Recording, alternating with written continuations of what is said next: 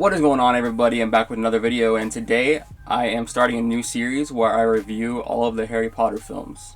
Today I am reviewing Harry Potter and the Sorcerer's Stone, otherwise known as Philosopher's Stone depending on where you live. This has been something I've been wanting to do for a long time. Let's get right into it. So the director of the film is Chris Columbus, which you might know as the director of Home Alone, and I think the co-director of The Goonies, if I'm not mistaken. And it's also scored by John Williams, which is the composer of Star Wars, Jurassic Park, Jaws, you know, all those good movies. Anyways, yeah, let's get right into it. So Harry Potter is my favorite fantasy world, right next to Star Wars, of course. I've grown up with Harry Potter throughout my whole life, which is why I love it so much. I used to get all the toys when I was little. Same with Star Wars, but yeah, I don't know. I've never been as close to Star Wars as I was with Harry Potter, although I do love them both. But yeah, I want to first start off with the perfect cast. So, of course, Daniel Radcliffe was cast as Harry Potter, with Rupert Grint as Ron and Emma Watson as Hermione. I just want to say that was the perfect casting choice possible. They all gave amazing performances at, I think they're only like 9 or 10 years old. So that is right there just amazing.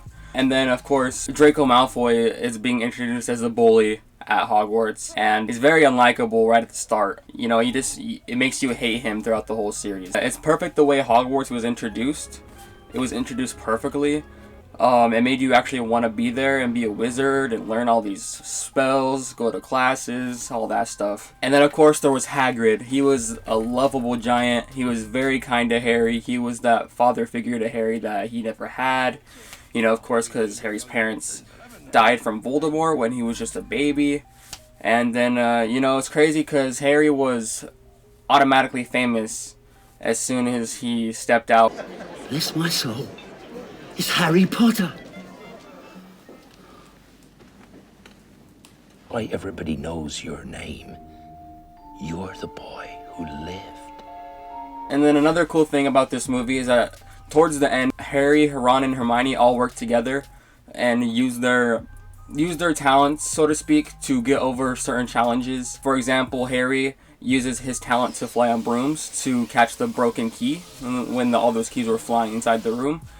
And then Hermione with the Devil's Snare when they all jumped through the trap door under the three-headed dog, and then Hermione told them to relax or else they'll die, basically. And then, of course, Ron with the giant chessboard, he took control of that whole scene, because he was really the only one, not the only one, but the one who knew most about chess. But yeah, now I want to get to the bad things about the film. It's not perfect by any means. But yeah, so it is a slow film, which is understandable because it has to set up a whole bunch of other movies to follow. You know, that's a lot of work, especially since a lot of the books were already out by this time. I think about 3 or 4 of them were already published by the time this film was even made. If you think about it, the Sorcerer's Stone is not even mentioned until like 98 minutes into the film.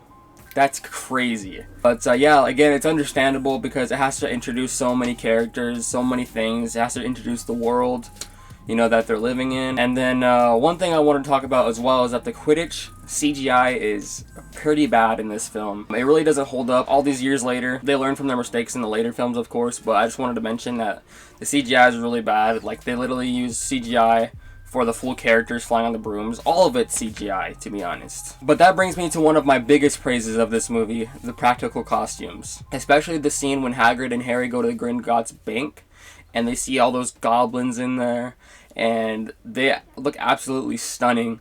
The real costumes and makeup that they did at the studio, they actually look pretty terrifying, to be honest. If I remember correctly, when I was watching behind the scenes a while back of this film, Harry was actually kind of scared of them because they look so real and scary.